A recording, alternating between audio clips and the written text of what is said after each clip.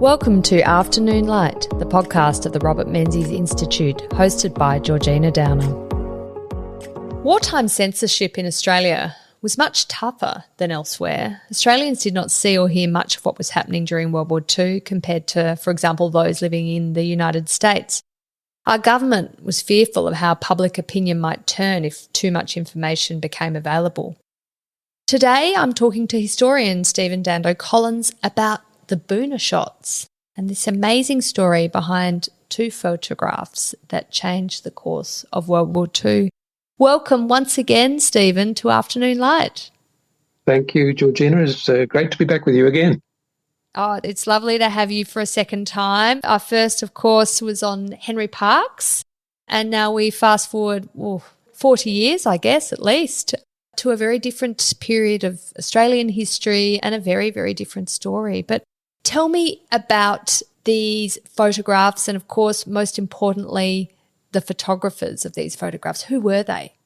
Well, many of your listeners would be familiar with a photograph from World War II, considered probably the most iconic Australian photograph of the war, of a blinded Australian soldier, a digger, barefoot, holding a stick to guide himself with his eyes bandaged, being helped along a track in New Guinea by a Papuan carrier. That has become sort of ingrained in our memories. And a lot of people associate that with Damien Parra, a very famous Australian photographer during World War II. But in fact, it was not taken by Parra. It was taken by a good friend of his, a New Zealander by the name of George Silk. And that photograph would go on to get Silk fired, to get him accused of treason, but it would actually make his career. But he had to go through a great deal of trouble to get that photograph published. And the second photograph in the story that I tell in my new book, The Boona Shots, was also taken at the same place, Boona, in Papua and northeast Papua in New Guinea, by another George, another combat photographer. And his name also began with S and ended with K, and his name was George Strock. So we have George Silk, the Kiwi, and we have George Strock, an American. And George Strock was a very different guy. He was working for Life magazine, who sent him to cover the war as a war correspondent with his camera. And he was a hard-drinking Hollywood paparazzi before the war. And he really enjoyed the Hollywood lifestyle. And when he got the assignment, you're going to Australia, and then from there you're going to cover the war in the Southwest Pacific. He was in Chicago, so he rang his wife, Rosemary, in Los Angeles, in Hollywood, and said, I won't be home for dinner. And they put him on a train called the City of San Francisco, which went from Chicago to California. But the name is a bit of a misnomer because it stopped at Oakland, California. And George Strock, spent the 35-hour train journey in the bar car getting thoroughly drunk because he did like a drink or two. And the barman in the bar car picked him up, put him on a ferry, took him to San Francisco, put him over his shoulder and carried him up the gangplank to a troop ship in the convoy that was heading to Australia. And Strock later woke up and he was at sea. He was on the wrong ship, but at least he was going to the right place. And so that's how he ended up in Australia. And then he was sent to New Guinea by Life magazine. But George Silk, the New Zealander, was from a very different background. He'd been born in the North Island of New Zealand, and he went to school in Nelson, north of Wellington, a country town. Then Auckland, went to Auckland Grammar School. But he got sick of being bottom of the class all the time. He did not like school at all, and school didn't seem to like him. So he quit, and he went to work on a farm in the North Island, dairy and sheep farm, near Taranaki. But he fell out with the farmer's wife, and after 2 years, she fired him for incompetence. And we don't know quite what he did. So he goes back to Auckland, and he gets a job in a hardware store. And he said that mainly consisted of counting nails. And right next door, there was a camera shop owned by Mr. Donovan Begg. And every spare moment that young George Silk had, he would go into this camera store and talk to Donovan Begg about cameras and photography. So the hardware store went broke. So George Silk went to the owner, camera store, and said, have you got a job for me? And Donovan Begg was impressed by the youngster's enthusiasm. And he said, yes, by all means. And so he took him on as his only other employee. And he was the importer of the world's top cameras, particularly German cameras and particular Rolleiflex cameras. And he would allow George Silk at weekends to take these cameras out and use them and give him the film to use.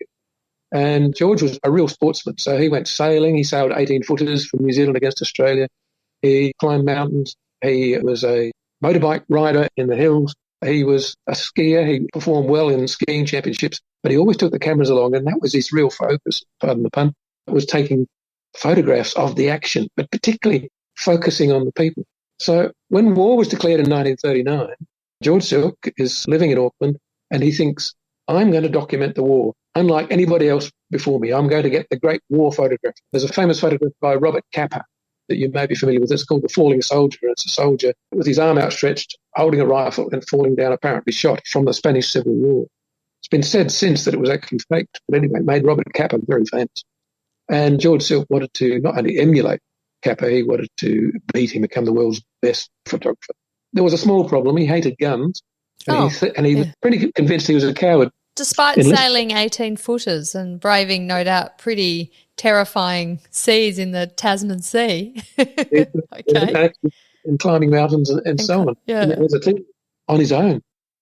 So he goes along to the enlistment office, and he says to the enlistment officer in Auckland, I want to become an army photographer. And the enlistment officer looks him up and down and says, yes, young man, just sign here and you'll be a war photographer by tomorrow night.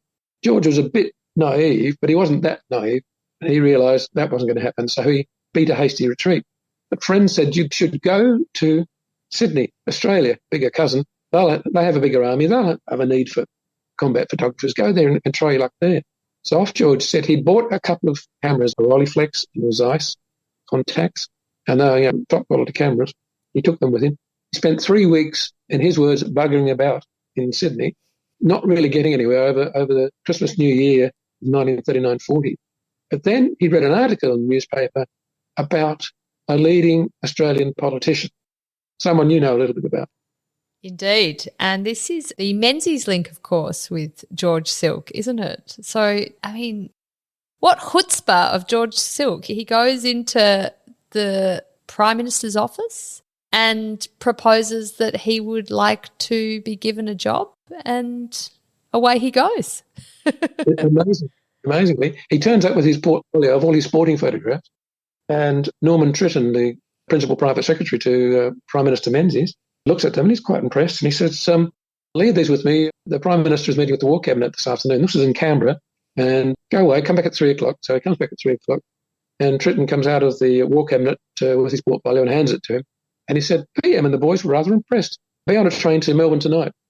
And George says, I've run out of money. Don't worry about that, young man. We'll pay for that. So he goes to Melbourne. He's met there by an executive from the new Department of Information, only been created the previous year, Australian Government Department. And their job is to control publicity, to take photographs, obviously, but to censor newspaper reports and so on. So to really control information about the war in Australia. Mm. And George is taken, he's put up in a posh hotel. He's taken to a men's outfitters and outfitted in an Australian officer's army uniform. Like the good New Zealander he is. Yes. And then put on another train, sent to Western Australia, and ends up in Fremantle and boards the troop ship Strathaired, and he finds himself bunking down with a young man by the name of Damien Parra, the famous Australian photographer I mentioned earlier. He was about 3 years older than Silk at this point, 23 years of age. And I make a note at the beginning of the shots that the majority of the photographers, war correspondents and soldiers involved in the fighting at Boona and in New Guinea generally, but throughout the world during that time, they're mostly in their 20s or younger. George Strock, the other photographer, he was 31. But it was amazing the responsibility that was given to these young men. And obviously they had a lust for adventure and hadn't seen enough of life to be wary of or reluctant to go into death-defying situations. That's the majority of their officers, their generals, they'd learnt their warcraft during the First World War in the trenches in Europe. And the war that these people were being sent to in New Guinea, in malaria-infested jungles and swamps, was a totally different war. So anyway, these first two combat photographers hired by the Australian government, George Silk and Damien Parra, sail off to the Middle East and become involved in the coverage of the North African campaign. In particular, they took very famous photographs of the Rats of Tobruk. The stills we see today, historic stills from the Battle for Tobruk of Australian troops, were invariably taken by George Silk. The cine footage, the movie footage taken, was usually taken by Parra. Parra much preferred the movie camera, and Silk was the stills expert. Stephen, the story you're telling, which is, absolutely fascinating, and I can see why you wanted to write about George Silk, and what an amazing story of just lifting yourself up out of a set of circumstances and plonking yourself in a very, very different one and following your dream, really, his passion for photography. But did he write diaries? Is that how you have been able to collect this story? Fortunately, he took a lot of photographs, which is... That helps. Photograph says 1,000 words. He was obsessive about detail. So when he took a photograph, he would write down the names of the people, if he possibly could get their names. Obviously, wounded men sometimes he couldn't get to. So he was a stickler for recording their names, their units, where they're from, their hometown, the suburbs, if they're from Melbourne or Sydney or whatever, or Brisbane. And he would always write the context. To him, context was everything. So the context, he'd write a little short story almost. So if you go to the Australian War Memorial and see photographs taken by Silk during the New Guinea campaign, there'll be invariably quite a lot of detail there. And this was all because he wrote it down as soon as possible after taking the photograph. Robert Capa, I mentioned earlier, he never did that. And his editors, he was later employed by Life magazine, and he was the bane of their life because they didn't know where he took it, who the people were in the pictures he took. He just took pictures and sent the rolls off to be developed and just went off and took more pictures and took his pay packet. And Strock was a bit that way too. The American Life photographer who met up with Silk in New Guinea, he had a brown paper scrapbook, and he would get small contact-sized prints of his favourite photographs, paste them into this brown paper scrapbook, and then write with pen or pencil the context again, the names, where it was, what he was feeling. But another thing that George Silk did, if there were conversations, he'd write them down too. So later, when he's being told, "Get down, you damned idiot, you'll get yourself shot and get us shot as well," he writes that in, "Said Sergeant so-and-so."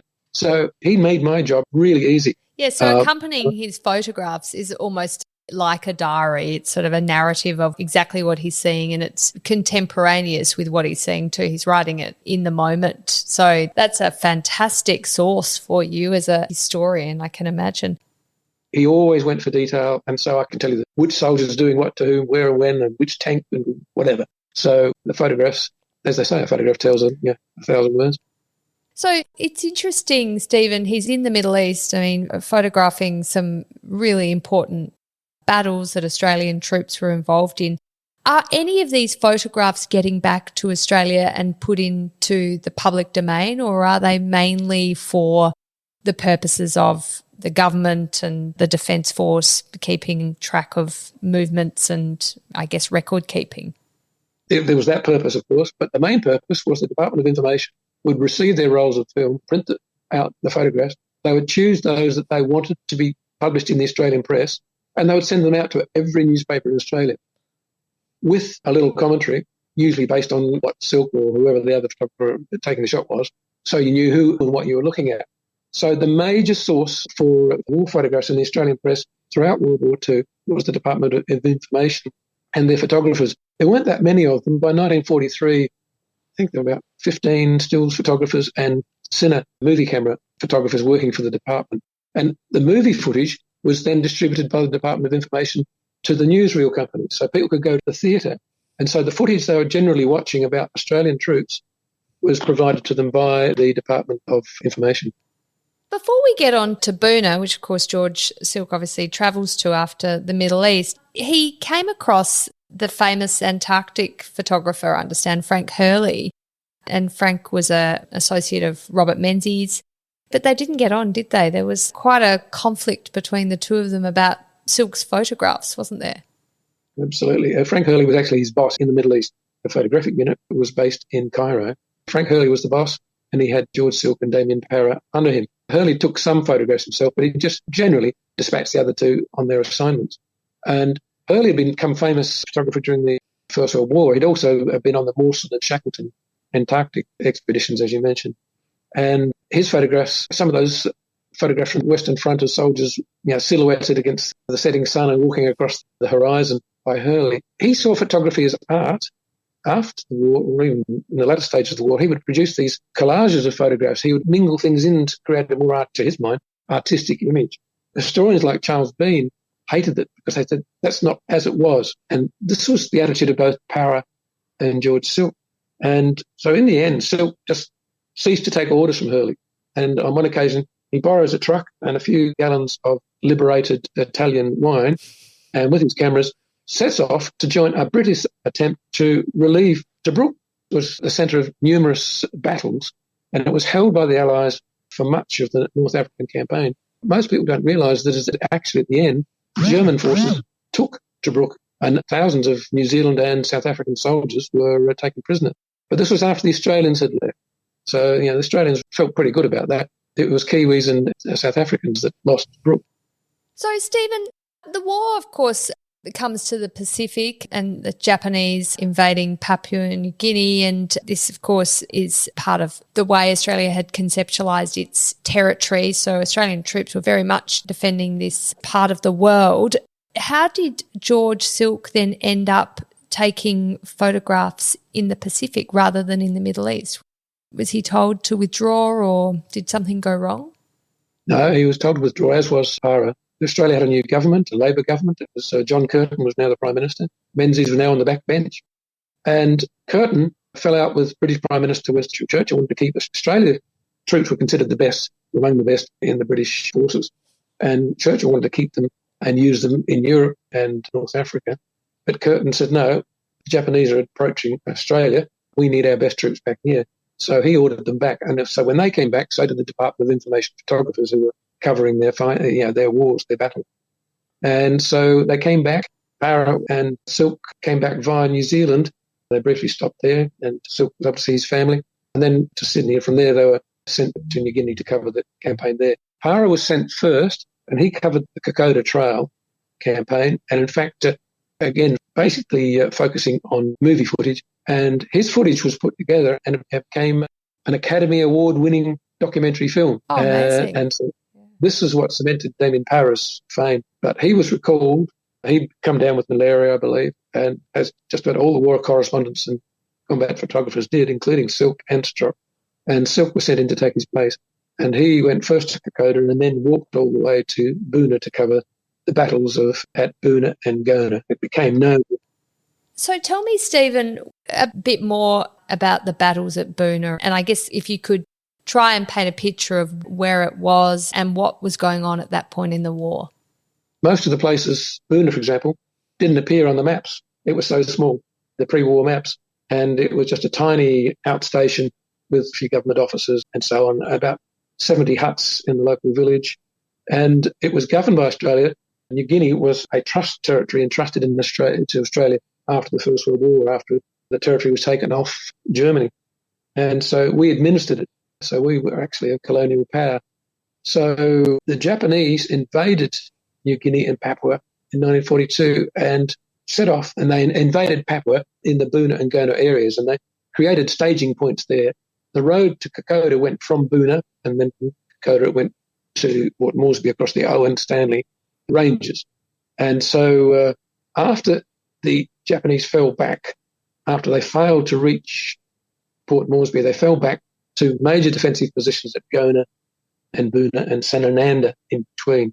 And so the Australians and then the Americans who were now joining them, their job was to try and dig the Japanese out of these major defensive positions, which are concrete pillboxes, coconut log barricades, well-prepared defensive positions. But all around is jungle, malarial swamps. It's dreadful country to be operating in. The Battle of Boona Gona, they say, had the highest casualty rate of any battle during World War II. Some of the units had less than 10% of their men fit for action by the end of the battle, which lasted 3 months. Wow, that would have been completely intolerable conditions. Tell me about this term fuzzy wuzzy angels. I mean, it certainly doesn't age well, does it? But it was used by Australian troops, wasn't it, in reference to the people who were helping them in Papua? Yes, to the Papuan locals. It was a poem written by sapper Bert Barros, an Australian engineer, and it was lauding them. Up to 50,000 Papuan and New Guinea, there's another word that hasn't travelled well, are locals, and as carriers to help build roads, to help build camps and so on. They weren't paid a penny, and when the war ended, and a number of them were killed and wounded during the fighting as well in Japanese air raids, when they received the Australian government's thanks and an American blanket and sent home. But many of them were very proud to be able to help. And the vast majority were volunteers. And there were 13 men from a village of Hanau near Buna who were among these volunteers, and they are going to come into the story because one of those men was the Papuan carrier in the famous blind soldier photograph. Ah, right. So, yes, tell me about the famous blind soldier photograph. Why is it so important? So George Silk has dragged himself out of hospital for the second time after being confined to hospital outside Port Moresby with malaria and told, you've got to stay there for weeks. But the war is going on and he's worried that the battle is going to end before he can get his great war photograph. So he flies back to the battlefront, drags himself from bed at Saputo, which is about 10 kilometres from Buna, starts walking towards the battle. And around a corner come some Papuan carriers carrying a wounded Australian on a stretcher. He lets them go by, goes round another corner, and these two men are walking towards. One is Private George Whittington, nicknamed Dick Whittington, as per the famous Lord Mayor of London, and the other is a Papuan carrier by the name of Raphael Oimbari from Hanau village.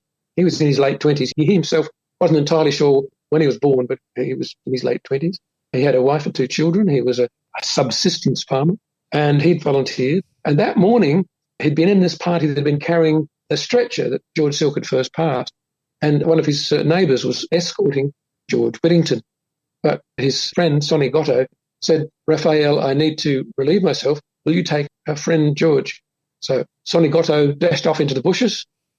Raphael Ombari is helping George Whittington along the track when George Silk, the photographer, arrives.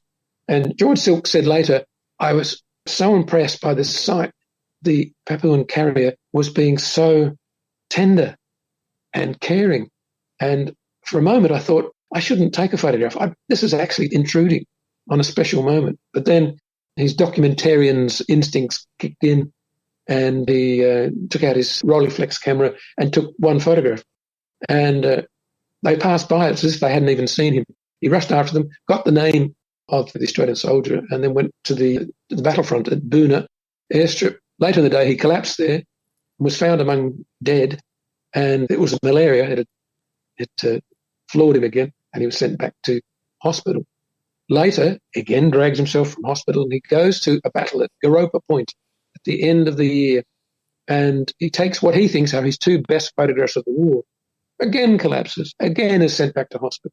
And he learns from the Department of Information lady who works in Port Moresby and is the conduit for all his photographs to Australia, to the department in Australia, that the department has banned his photograph of Whittington and Wembari, the blind soldier photograph, and his two favourite photographs of Bren Gunners and Vickers Gunners, because in one case it shows a dead Australian soldier. And in the other case, a second after he took the photograph, he's only standing a metre away from this Bren Gunner. The Bren Gunner dropped down dead with a bullet in his head. And the department said, no, this is too graphic. We can't have this.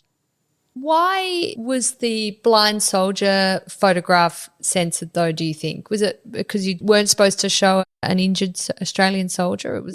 They did allow photographs of Australians to be shown, but it was often someone with just getting their arm bandaged or light wounds. They thought it was too graphic. It would upset the nation, particularly the lady readers, and heaven forbid that children saw these photographs. So they were trying to protect the nation to their own mind. So a blind soldier was considered much too graphic. Ironically, Whittington would recover. His eyes weren't that badly hurt. A month later, he was back at the front, came down with scrub typhus, and was dead within 2 months of the famous blind soldier photograph being taken. So George Silk, he experiences his photographs being censored. The Department of Information says no. That'd be too troubling for the Australian public. But he is able to get these photographs printed, isn't he? Yes. I mentioned the DOI lady. She would have been in her 20s. He never identified her and never mentioned her involvement until after the war because he was accused of treason and they were called for him to be charged with treason and locked up. And he was worried that she had received the same treatment, certainly be fired. So he took her out to dinner at the Officers' Club at Port Moresby, wined her and dined her. He said she was quite attractive and he was a charmer. And she agreed. I don't think she needed a great deal of arm twisting. She agreed to conspire with him to get his 3 photographs. So what she did was when the rolls of film had gone to the DOI's laboratory in Sydney, she sent orders for 8 by 10 prints of his 3 favourite photographs, including the blind soldier, to be sent back to her. Now, this was a common occurrence. Nobody questioned it at the laboratory. Back they come, and then she surreptitiously hands them over to George. George then gives them to an American war correspondent who worked for Time magazine, Bill Chickering. He went to Brisbane, had these photographs passed by the American censor at GHQ in Brisbane, and stamp goes on the back, passed by the censor. He brings them back, gives them to George Silk. George Silk gives them to George Strock, the Life magazine photographer. So they weren't great friends, but they were comrades in arms, if you like. And Strock said, I'll take this back to America, these 3 photographs, and show them to my editors at Life magazine in New York, because I'm going back because I have a photograph of my own that I'm determined to get published. But on December 31, he'd gone to Boonah Beach, only a short distance from where Silk had taken his blind soldier picture. And there were 3 dead Americans lying on the sand, and he knew one of them. He'd befriended this young soldier, Bill, from Wisconsin. And he, from his experience in America in the early days of the war, was appalled at the lack of commitment of Americans, the apathy in America towards the war. The attitude was, it'll be over by Christmas and we'll win easily. America's the most powerful country in the world, so, we don't have to, really think much about it. So he was determined to get this photograph published in Life to shake Americans into the reality of their boys are giving their lives, and what are you doing? There was huge movements against the war in America. The Republicans controlled the Congress, and they fought President Franklin D. Roosevelt at every step, every measure he took. The unions, he was a Democrat, and yet the unions came out against him, went on strike, the railroad unions, the unions in the factories. And so George Strock was determined that Life was going to play a role in shaking America up. You've got to get behind this war, or too many more of our boys are going to die. So he goes back to America, and his editor, Wilson Hicks at Life, says, I agree, we'll try to get the Pentagon to approve your picture. But in the meantime, he liked George Silk's photograph of the blind soldier. And on March 8, 1943, he published it full page in Life magazine. And, Stephen, was it identified as being taken by a New Zealand photographer but working for the Australian Army, and of an Australian soldier with the fuzzy wuzzy angel? Exactly. And the response in America was amazing. The letters, thousands of letters came in. This is the best picture of the war. This is so moving, and we should have more like this because our people, our soldiers and our allies are suffering. But a month later, George Silk is summoned to Sydney, and his boss, the head of the Department of Information, Bob Hawes, says, Prime Minister Curtin has instructed me to fire you. And there is talk, parliamentary backbenchers are calling for you to be charged with treason. And Silk says, but I got the photograph approved. On the back of these stamps from the censor saying, the military censor saying they've been approved. And Bob Hawes, his boss, says, well, get them back from America to prove that. In the meantime, we're sending you to Melbourne. So he sends him to Melbourne, and he ends up in hospital there. Again, his malaria kicks in. He's there in hospital for weeks. While he's in Melbourne, in hospital, Bob Hawes, his boss, has the blind soldier picture published by all the Australian papers. The department issues it to all the Australian papers, even though Prime Minister Curtin had wanted Silk fired for taking this very photograph. Hawes then gets together with a friend of his, a graphic artist who wants to start his own publishing company, gives him 90 of Silk's photographs, including the blind soldier, says, publish a book. We'll give Silk all the credit for it. So this book called War in New Guinea is rushed out. Silk knows nothing about it. He doesn't get any reward from it. Meanwhile, he's without a job. So John Curtin is furious, and he has Bob Hawes, the Department of Information Secretary, sidelined, moved aside, and issues a new order banning the photography and publishing of photography of wounded Australians or Allied troops, even the pictures outside hospitals or of ambulances. So his attitude is, and Australians can't take it. Meanwhile, in America, it takes 7 months, but George Strock's photograph of the 3 dead soldiers on Boonah Beach goes through all the levels at the Pentagon until someone says, you're going to have to take this to the White House. So it ends up at the White House, and the photograph ends up in front of President Roosevelt, and he has exactly the same attitude as George Strock. America's got to know the truth if we're going to win this war. We can't mamby-pamby them. So he authorises the photograph of the 3 dead Americans to be published by Life. It appears in September 1943. So we have 2 leaders on opposite sides of the world with diametrically opposed attitudes as to what their people can take and what they can't. Yes, it's quite incredible. What was the reception to the 3 dead Americans photo, George Strock's photo? Well, Life cleverly distributed the photo to every newspaper in America and gave them the option several days before the edition with the photograph and the story surrounding it came out in Life magazine. And a lot of newspapers refused to publish it because they considered it too horrific. But a lot of others did. The Washington Post, which was actually an enemy of Roosevelt's, published it and said, we've got to tell America the truth. So enough people got behind it and the letters came flooding in and war bond sales went through the roof. People started to talk about, we've got to get behind the war. Absenteeism in factories went down. In 2014, Time magazine said that this Boonah Beach photograph was the photograph that won the war. I think that's a little bit stretch, but I would think that it certainly shortened the war because it really got Americans behind the war effort. And you can't quantify it. You can't say, it saved thousands of lives, but it's possible. But it certainly played a part in getting Americans behind the war.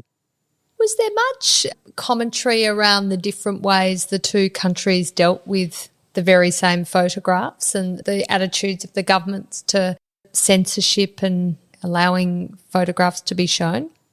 Perhaps behind closed doors, because John Curtin appointed a new Minister for Information. It was Arthur Calwell, who would go on to become the leader of the Labor Party. And Calwell was all for censorship, and he cracked down on all the Australian press. On one occasion in 1944, the Sydney Press published blank front pages saying the articles we were going to run have been banned by Mr. Calwell, the Minister for Information. So there was a war going on. Calwell went to America in 1944 and was the guest of the Office for War Information in the US, which was the American counterpart to the Department of Information. And he saw what they were doing, and I'm sure behind closed doors they encouraged them to be as open with the Australian public as they were with the American public, but it had no effect. He kept censorship very tight right to the end of the war. Whereas in the US, President Roosevelt's basically saying to the War Department that you're able to publish photographs of American dead soldiers just as long as they're not gratuitous and you can't identify who the personnel are or the unit to which they're attached. So there was this sort of idea that there would be a reasonable level of openness about what was going on the various battlefronts and battlefields, and the public could see even some really, really quite confronting photographs of American war dead. But in Australia, completely the opposite. Can't see anything, basically. And that book, War in New Guinea, which was a bestseller, it was basically a big magazine. It was very in the Life magazine format, I think intentionally. And Silk, as I say, got credit for all the photographs. But they weren't even allowed to reprint that because there were 26, I think, photographs in that of Australian and American wounded, apart from the blind soldier photograph. So after that, Australians just did not see it. And there was no protest movement. I really don't think they were aware of the strict measures that were going on behind the scenes. Stephen, obviously the Australian press was very concerned about this. I mean, as you said, there was the Daily Telegraph published blank posters saying, this is political censorship, and, there's a lot of complaints about Arthur Calwell being Australia's Joseph Goebbels. And, I mean, the press was very, very cross about this and trying to campaign against this. But did you get a sense that the Australian public was concerned about the censorship and what they weren't being told or allowed to see? Yeah, well, when you don't know what you're not being told, it's a bit difficult to protest. Unlike today with social media, if one outlet is not telling you something but another outlet, you can get the information from another outlet. You know what is being held back from you. But in those days, there was no other option. The Sydney Press, quite competitive, the papers got together and went to the High Court. And the High Court ruled that they could publish the articles that had been banned. Calwell even authorised the sending of armed police to the newspapers' printeries to stop them printing the issues with these reports in them that he felt were too strong, too graphic. Because the newspaper photographers took photographs of policemen with their guns out, and when the next day when they published it, here's a photograph of the policeman with his revolver levelled at workers in the newspaper's printery. And the next day, the afternoon papers were being printed, and they were trying to also print the same story. And again, the police were sent to stop them distributing the papers. They were printed, but they wouldn't let them take them out in their vans to the paper boys and to the retail outlets. And so what the people at the newspapers did, one of them, they threw bundles of the newspapers out their top floor windows to the huge crowd that had gathered below. So people were curious and wanted to know what was going on. And of course, they grabbed these newspapers. They got some idea of what the papers were trying to report, but it was not widespread. So, as I say, the Cornwall and Curtin pulled back a little bit after that. But Cornwall still, a couple of months later, is suing the editor of the Daily Telegraph for calling him names, he said, for his censorship. So he had this antagonistic relationship with the press right to the end of the war. Was there opposition to the censorship from the political opposition, the opposition party, from people like Robert Menzies during that time? Not that we're aware of. Members of the Labor Party, the former Minister for Information, Bill Ashley, I think his name was, Senator Bill Ashley, had been all for, he said, we have to tell the people the truth. So there were members of the Labor Party, the party in power, who were all for telling the truth, but Curtin moved him aside and for a time controlled the department himself before he put Arthur Cornwall in charge. So there were voices, but they were not loudly heard. So George Silk is out of a job and, obviously he's made quite a name for himself with the blind soldier photograph. What happens next? Is he able to get some work? So he does a deal with the Department of Information. He does a couple of deals, actually, and he gets the photographs back and proves that he did have official permission from the American authorities, but from General MacArthur's headquarters, to publish the photographs. So they can't get him on that.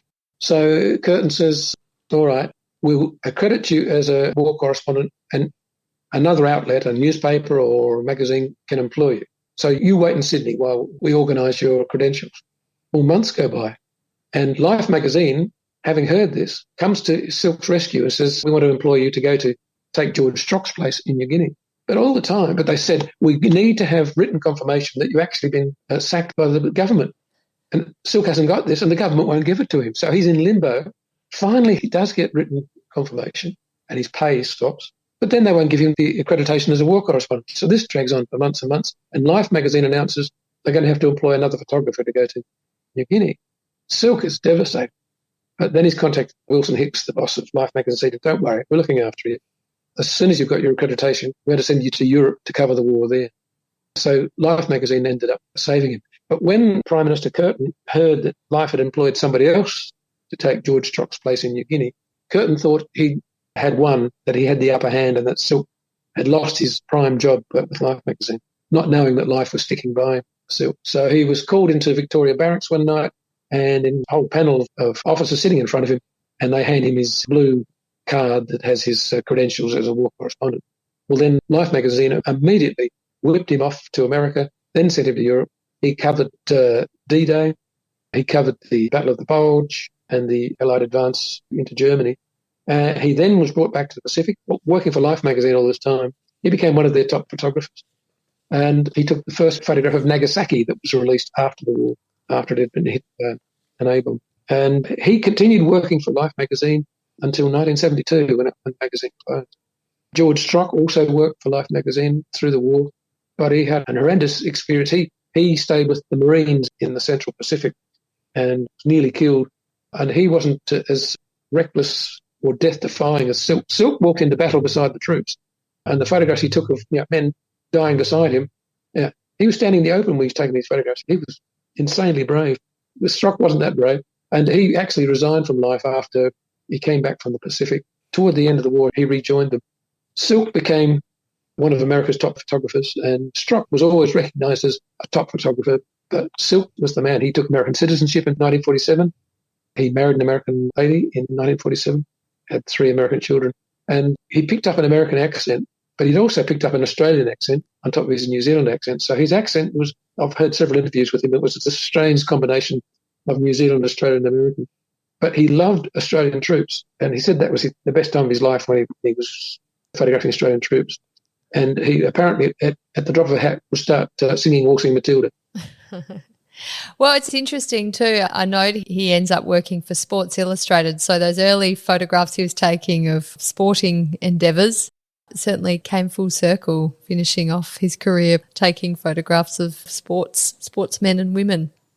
Exactly. Sports Illustrated was published in 1952, I think, first published by Henry Luce, who was the publisher of Life and Time. Clever man.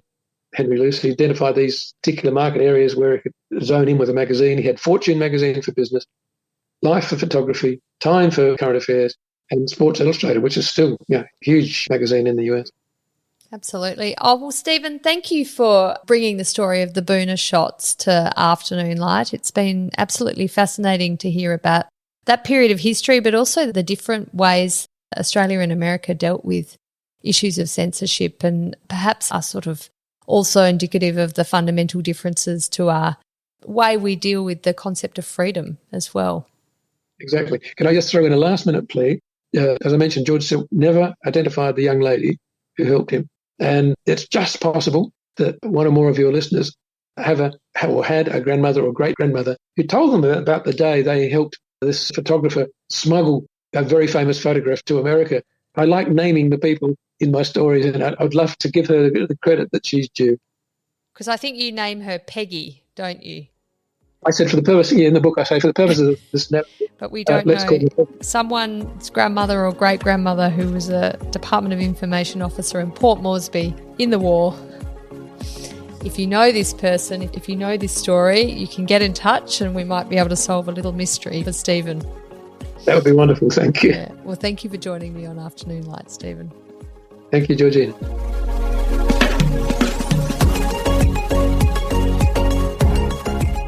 That's it for this week's episode of Afternoon Light, the podcast of the Robert Menzies Institute. Please make sure to subscribe and catch up on our latest online content on our website or on Twitter, LinkedIn or Facebook.